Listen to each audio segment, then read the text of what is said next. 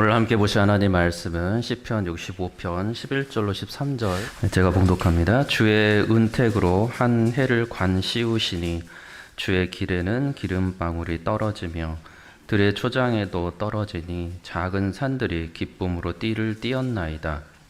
초장은 양떼로 옷 입었고 골짜기는 곡식으로 덮였음에 그들이 다 즐거이 외치고 또 노래하나이다. 아멘. 네, 시편 오늘의 본문을 보기 위해서 앞부분을 다시 한번 정리하면서 11절 이하의 말씀으로 저희들이 보고자 합니다. 시편 65편은 그 표제에 나와 있었던 대로 하나님의 사람이었던 그 다윗이 또 하나님을 향한 자신의 믿음의 고백을 담기고 있는 시라고 말씀을 드렸습니다. 그리고 이 시로서 온 이스라엘 백성들은 예배 중에 이 노래를 부르면서 하나님을 찬양하고 경배하였던 시로 시편 65편을 볼 수가 있었습니다. 시인의 첫 부분에서 그 시인은 자신이 하나님의 택하신 백성이었지만 하나님의 뜻대로 살아가지 아니하고 또 하나님의 말씀을 지켜 행하지 않으면서 스스로의 불순종으로 죄악을 저질러 가면서 자신의 비참함과 고통 중에 있었다고 그가 고백을 합니다. 이때 시인은 참으로 하나님과 동행했어야 했지만 동행하지 않고 있는 상황이었고 하나님과 연합하는 그 가운데 살아가야 했지만 연합 가운데 살아가지 않고 있는 상황이었습니다. 육체의 욕망을 따라 범죄한 상태였고 죄악이 자신을 이겨버린 슬픔 중에 있는 상태였습니다. 그러한 시인이 고백하는 것은 자비하신 하나님께서는 그러한 자신을 버리지 아니하셨고 그 시인으로 하여금 다시금 하나님을 바라볼 수 있게 하신다라고 노래합니다. 그래서 시인은 자신의 죄악을 그리고 그의 허물을 용서해 주시는 은혜의 하나님 그리고 자비의 하나님께 다시 나아가서 용서를 구하였고 기도하고 간구하였고 하나님께서는 참으로 기도하고 간구하는 그 시인의 죄악을 용서하여 주시는 은혜를 시인이 경험을 합니다. 시인이 말하고 있는 노래하는 그 하나님의 은혜는 그를 참으로 구원하여 주시는 은혜였고 죄 사함을 하나님으로부터 받은 사람이 누릴 수 있고 알 수 있는 신자만이 알 수 있는 실제적인 체험의 은혜입니다. 하나님에 대한 또 다른 지식의 습득을 했다거나 또 다른 자신의 슬픈 감정을 위로받고 생각을 고쳐먹게 되는 정도의 은혜가 아니라는 것입니다. 죄 사함을 받은 자가 누리는 그 하나님의 은혜는 죄로부터 자유로워지는 은혜뿐만 아니라 자신을 그렇게 절망과 비참한 가운데서도 구원하여 주신 그 하나님으로 인하여서 그분 안에서 다시금 연합의 즐거움 그리고 기쁨까지도 누리는 매우 실제적인 은혜입니다. 그래서 이전보다 더욱더 하나님을 지식으로 뿐만 아니라 그 삶 가운데 정말로 하나님을 알게 되는 은혜이고 그 구원의 하나님이신 그 하나님의 비밀인 그리스도를 깨달아 알게 되는 은혜입니다. 하나님과 살아계신 그리스도를 새로운 지식으로 뿐만 아니라 그 하나님과 동행하며 그분 안에서 알게 되는 실제적인 평강, 기쁨, 그런 사랑을 모두 누릴 수 있는 은혜가 이 구원함을 받아 알고 있는 신자가 고백하는 은혜입니다. 골로새서 2장 2절 이하에 보면 이렇게 바울이 말하는데 이는 그들로 마음의 위안을 받고 사랑 안에서 연합하여 확실한 이해의 풍성함과 하나님의 비밀인 그리스도를 깨닫게 하려 함이니라고 말씀합니다. 구원받은 자가 받은 그 하나님의 특별한 은혜는 하나님의 비밀인 그리스도를 깨달아 알게 되는 실제적인 은혜라는 것입니다. 그 아는 사람은 하나님의 사랑을 그리스도 안에서 알게 되는데 그것이 로마서 8장 35절에 우리에게 이야기합니다. 누가 우리를 그리스도의 사랑에서 끊으리요? 우리를 우리 주 이 그리스도 안에 있는 하나님의 사랑에서 끊을 수 없으리라. 하나님의 사랑에서 우리 주 예수 그리스도의 그 사랑 안에서 끊을 수 없다는 거, 내가 그 끊김을 당하지 않는다는 사실을 하나님으로부터 구원함을 받은 사람, 그 하나님의 은혜를 입고 있는 사람은 참으로 이 노래와 이 가사와 이 고백을, 믿음의 고백을 하게 된다는 것입니다. 그래서 이러한 하나님의 은혜는 사람이시며 하나님이신 우리 주 예수 그리스도 안에서 이 죄상과 구원을 입은 사람만 알 수 있고 실제적으로 체험하여 이 땅에서 누릴 수 있는 은혜입니다.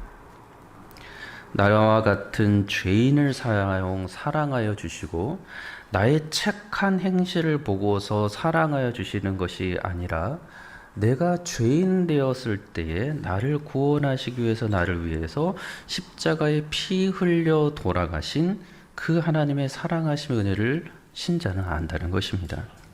굳이 로마서 8절 이하에 이렇게 말씀합니다. 우리가 아직 죄인 되었을 때에 그리스도께서 우리를 위하여 죽으심으로 하나님께서 우리에 대한 자기의 사랑을 확증하셨다라고 말씀하여 주십니다.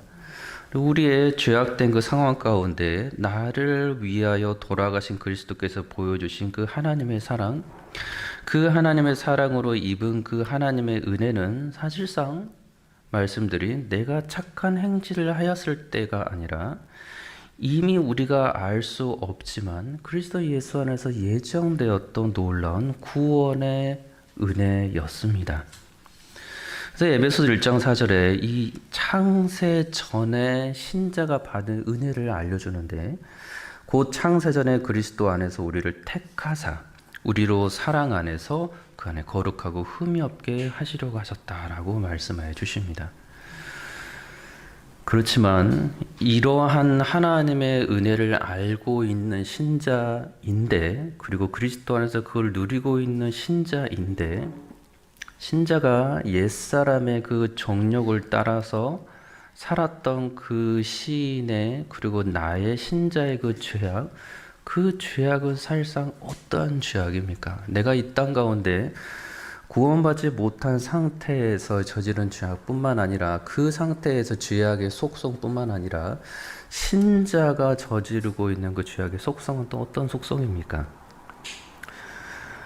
이는 성경에서 말씀하시기를 죄는 그것이 어떠한 것이든 하나님을 대적하는 속성의 죄악이며 하나님을 원수로 삼는 속성의 죄악이다라고 알려줍니다. 로마서 8장 7절은 육신의 생각은 하나님과 원수가 된다고 말을 합니다.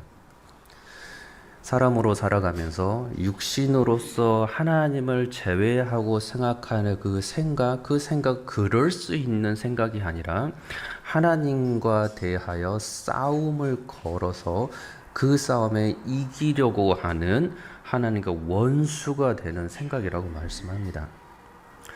로마서 5장 10절에서도 우리가 원수 되었을 때에 라고 정확하게 알려주십니다. 하나님과 감히 원수로서 살아가는 속성의 죄악, 그 죄악을 이 하나님께서는 어떻게 대하신다고 말씀해 주십니까? 하나님과 원수된 자, 하나님과 대적한 자, 그러한 자가 저지르는 그 죄악을 저지르는 자들을 하나님께서 어떻게 대하십니까? 어떠한 공의로서 그의 행위를 심판하시고 또 형벌을 내리십니까? 하나님께서는 말씀 가운데 우리에게 알려주시기를 자신의 원수들, 죄악을 저지르는 자들을 영원한 멸망과 함께 불못에서 영원한 고통으로 심판하신다라고 말씀해 주십니다. 하나님의 자비와 사랑은 더 이상 알 수 없는 상태, 그리스도의 사랑과 은혜를 만나지 못한 상태에서 그들이 영원한 불못 가운데 살아갈 수밖에 없는 비참한 멸망으로서 하나님께서는 죄인을 심판하신다라고 말씀하는 것입니다. 그리고 이것이 하나님의 마땅하고 공의로운 형벌의 심판입니다. 베드로서 2장 9절에 이렇게 말씀하십니다. 주께서 경건한 자는 시험에서 건질 줄 아시고 불의한 자는 형벌 아래에 두어 심판날까지 지키시며, 데살로니가 1장 8절 이하에서는 하나님을 모르는 자들과 우리 주 예수의 복음에 복종하지 않는 자들, 곧 죄인들에게는 형벌을 내리시리니 이러한 자들은 주의 얼굴과 그의 힘의 영광을 떠나 알지 못한 상태에서 영원한 멸망의 형벌을 받을 것이다 라고 말씀해 주십니다. 요한계시록에서의 그 마지막 두 번째 사망도 우리에게 정확하게 알려주십니다. 각 사람이 자기의 행위대로 심판을 받고 14절 이하에서는 사망과 음부도 불못에 던져지니 이것은 둘째 사망 곧 불못이라 누구든지 생명체 기록되지 못한 자는 불못에 던져지더라. 이것이 죄악의 속성입니다. 죄악을 가진 자는 불못으로 빠질 뿐이지 그것을 던져질 수밖에 없을 것이지 감히 하나님과 영원한 나라에서 살 수가 없다는 것입니다. 이것이 죄악의 속성이며 죄악을 저지르는 자가 마땅히 받아야 될 형벌이라는 것입니다. 그렇기에 신자는 지난날의 또는 죄악을 저지른 그는 하나님의 은혜가 아니었다면 태초부터 예정되었던 작정되었던 그 하나님의 사랑의 은혜가 아니었다면 그는 말씀에 따라서 원수 대적자로서 하나님의 원수이며 하나님의 대적자로서 그 공의하신 심판에 따라 영원한 형벌을 받아서 불못의 고통으로 심판받아야서 마땅하였습니다. 그런데 알 수 없는 하나님의 주권과 섭리 가운데 하나님의 사랑과 은혜를 그리스도 예수 안에 참으로 입어서 창세전에 작정하여 주신 대로 그리스도를 만나 죄사함과 구원함을 받고 그리스도 안에서 하나님과 동행하게 되고 하나님의 사랑 안에서 교제하면서 더 이상 죄를 짓지 않는 죄와 싸우면서 거룩한 행실로 살아갈 수 있는 존재로 살아가는 사람, 그 사람이 하나님의 은혜를 그리스도 안에서 입고 누리고 있는 신자라는 것입니다. 그래서 신자는 이 땅에서의 받은 그 영원한 복을 그리스도 예수 안에서 실제적으로 누리면서 살아갑니다. 그리고 이렇게 살아가는 신자는 부활승천하신 살아계신 그리스도께서 아버지로부터 보내신 그 성령을 받아 그 안에서 하나님의 나라를 실제로 그 백성으로서 누립니다. 그런데 그 누림이 그의 마음 가운데 평강이 찾아오는데 그냥 죄사함으로 인한 인간적인 평강 정도가 아니라 하나님의 평강으로서 살아가며 하나님의 뜻을 알아서 영원한 만족과 기쁨과 주의 아름다움을 계속해서 찬양하며 살아가는 존재가 된다는 것입니다. 이것이 신자가 받고 있는 특별한 하나님의 은혜를 누리는 자의 모습입니다. 그래서 이러한 시인은 하나님을 만나서 다시금 하나님께로 돌아와서 노래합니다. 그 노래는 자신의 하나님이 바로 구원의 하나님이시며 창조주 하나님이심을 노래합니다.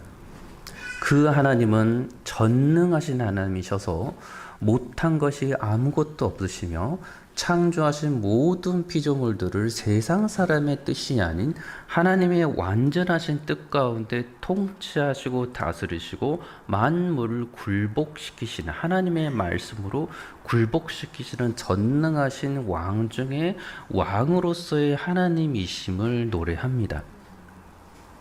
세상 모든 피조물들을 하나님께서 원하시는 대로 모든 충만 중에 충만이신 그 전능하신 하나님께서 이 피조 세계를 하나님 뜻 가운데 또 그렇게 충만하게 아름다운 결실들을 넘치게끔 하시는 그 전능하신 하나님이시다라고도 말을 합니다.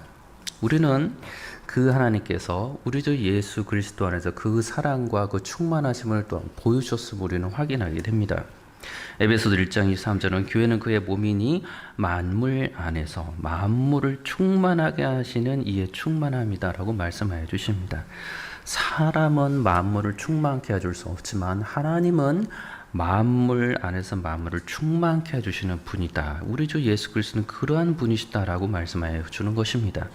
고린도서 1장 19절 이하에서도 아버지께서는 모든 충만으로 예수 안에 거하게 하시고라고 말씀합니다. 그리고 20절 이하에서는 그러하기 때문에 십자가의 피로 화평을 이루사 만물 곧 땅에 있는 것이나 하늘에 있는 것들이 그로 말미암아 자기와 화목하게 되를 기뻐하신다라고 말씀해 주십니다.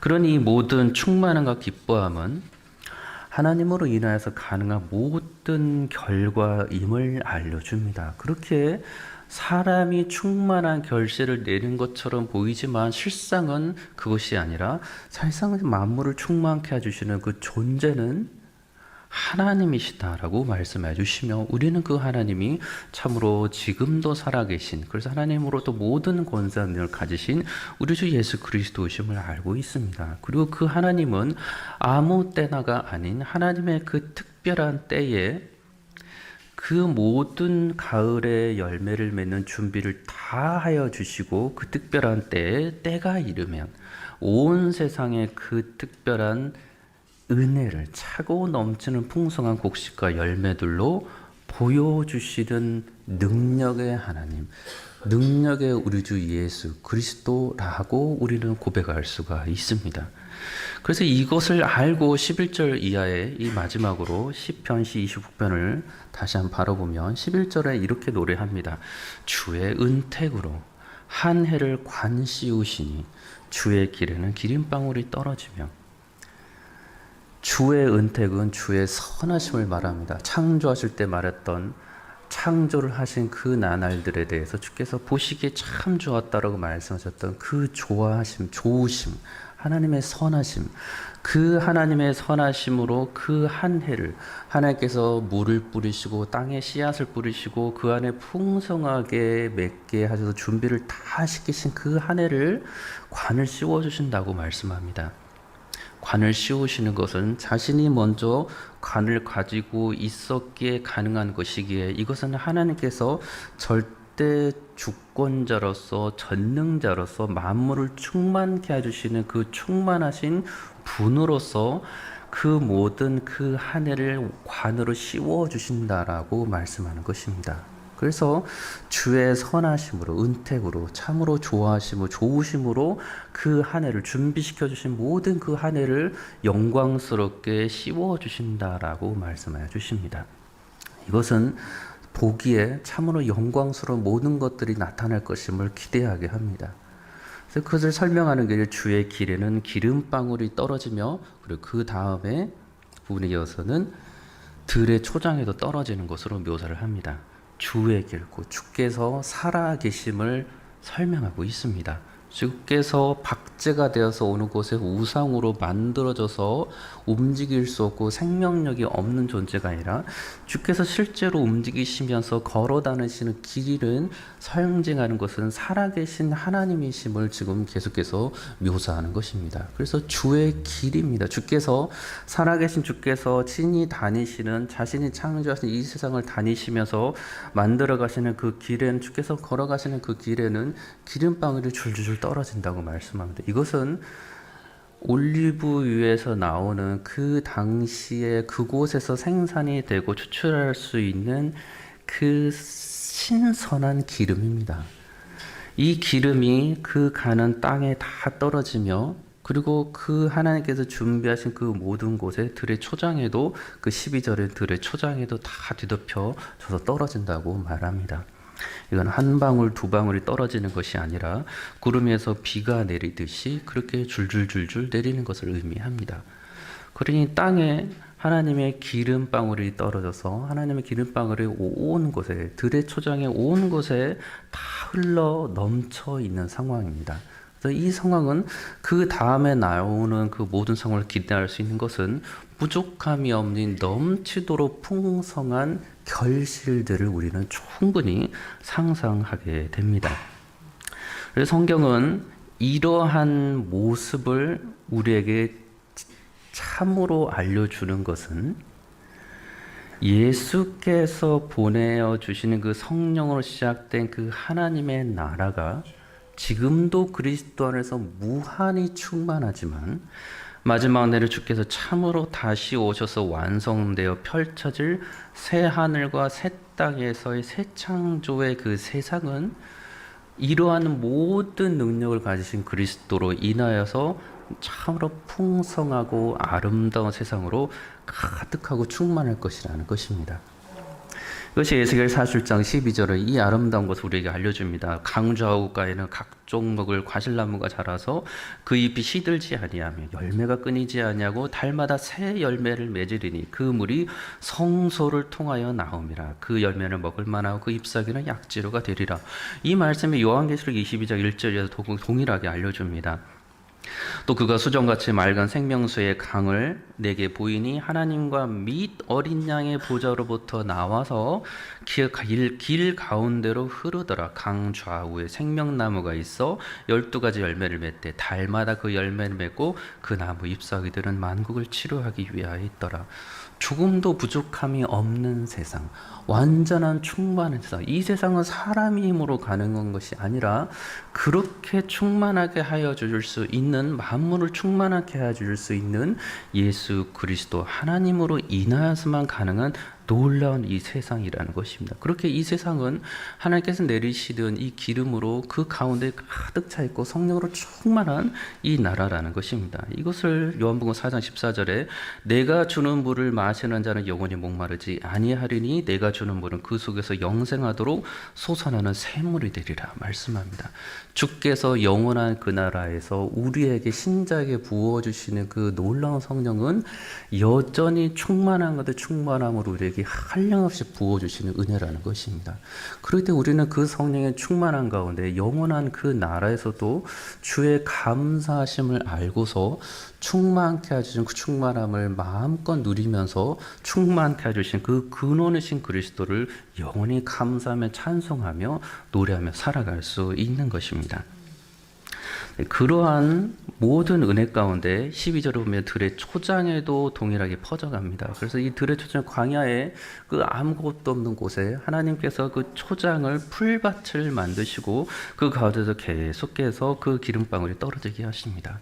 그러니 작은 산들이, 여러 산들이 있는데 보아하니 기쁨으로 띠를 둘러있는 것처럼 보인다라고 노래합니다. 그래서 작은 산들이 기쁨으로 띠를 둘렀다라고 말합니다. 초장으로 우거진, 더 이상 광야가 아닌, 눈을 들어오면 하나님의 은혜가 미치지 않은 곳이 없는 그곳을 말합니다. 그래서 13절은 초장을 양떼로 옷 입었고 골짜기는 곡식으로 덮였으며 그들이 다 즐거이 외치고 노래한다라고 말합니다.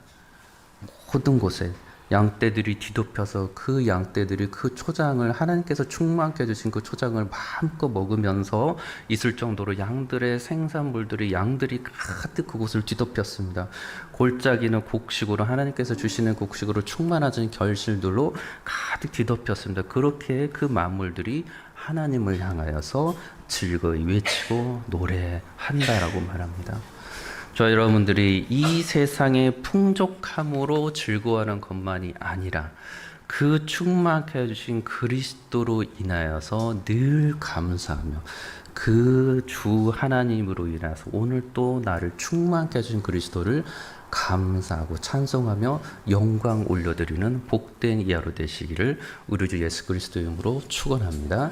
기도하겠습니다. 참 좋으신 아버지 하나님, 늘 주님과 동행하며 나를 충만케 하신 주님으로 기뻐하는 이 한 날 되게 하여 주옵소서. 예수님의 이름으로 기도합니다. 아멘.